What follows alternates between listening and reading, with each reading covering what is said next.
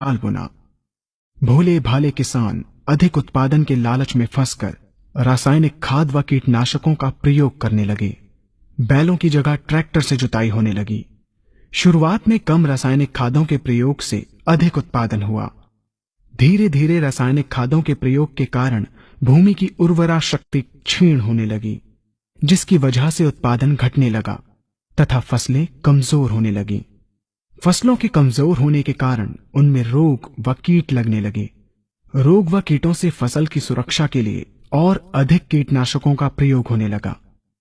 एक तरफ ज्यादा उत्पादन के लिए अधिक रासायनिक खादों का प्रयोग होने लगा, वहीं दूसरी तरफ फसलों को रोग व कीटों से बचाने के लिए अधिक विषाक्त कीटनाशकों का प्रयोग बढ़ गया, जिसके कारण उत्पादन लागत बढ़ी और किसान को लाभ कम होने लगा, बल्कि छोटे किसान कर्ज में डूबने लगे। धीरे धीरे भूमि की उर्वरा शक्ति क्षीण होने से भूमि बंजर होने लगी। रासायनिक खाद व कीटनाशकों के कारण खाद्यान्न भी विषाक्त हो गए तथा जलवायु भी प्रदूषित हो गई, जिसके कारण मानव पशु पक्षियों के स्वास्थ्य पर प्रतिकूल प्रभाव पड़ा, जिसका परिणाम आपके सामने है। मानव स्वास्थ्य पर रासायनिक खादों के पड़ने वाले प्रभाव को आप ऐसे समझें। जब किसान फसल में रासायनिक खाद डालता है तो रासायनिक खाद में उपस्थित विषाक्त रसायन जल में घुलकर सबसे पहले जल को प्रदूषित कर भूमि के अंदर उपस्थित केचुए व सूक्ष्म जीवाणुओं को मार देता है। ये बात सभी किसान अच्छी तरह से जानते हैं कि केचुए व अन्य सूक्ष्म जीवाणु भूमि की उर्वरा शक्ति को बढ़ाने के लिए अति आवश्यक होते हैं। विषाक्त रसायन के कारण इनकी मृत्यु हो जाने से भूमि की उर्वरा शक्ति नष्ट हो जाती है तथा भूमि कठोर होकर बंजर होने लगती है। रासायनिक खादों के विषाक्त रसायन पानी के माध्यम से अन्य खनिजों के साथ फसल के अंदर पहुंचकर फसलों को विषाक्त बना देते हैं। बाद में जब खाद्यान्न के रूप में मनुष्य या अन्य पशु इन्हें खाते हैं तो ये विषाक्त रसायन मानव स्वास्थ्य पर बहुत ही बुरा प्रभाव डालते हैं तथा मनुष्य के अंदर तरह तरह के रोग उत्पन्न करते हैं।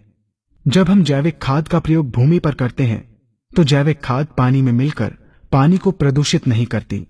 जैविक खाद भूमि के अंदर उपस्थित उर्वरा शक्ति को बढ़ाने वाले जीवाणु तथा केचुओं की संख्या को तीव्रता से बढ़ाती है, जिससे भूमि की उर्वरा शक्ति बढ़ती है तथा भूमि छिद्र युक्त एवं भुरभुरी हो जाती है, जिससे वायु और प्रकाश भूमि के अंदर गहराई तक प्रवेश करते हैं, जिसके कारण भूमि में तापमान एवं आर्द्रता का संतुलन बना रहता है और फसलें मजबूत होती हैं।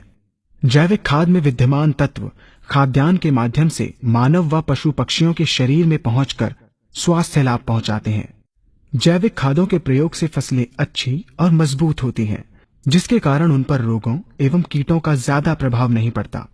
यदि किसी प्राकृतिक कारणवश कीटों व रोगों का प्रभाव अगर पड़ता भी है तो गौमूत्र एवं औषधीय वनस्पतियों के घोल के छिड़काव करने से फसलों को रोग एवं कीटों से बचाया जा सकता है। गौमूत्र एवं अन्य प्राकृतिक औषधियों के मिश्रण के छिड़काव से फसलों का कम लागत में बचाव हो जाता है तथा वातावरण पर भी कोई दुष्प्रभाव नहीं पड़ता।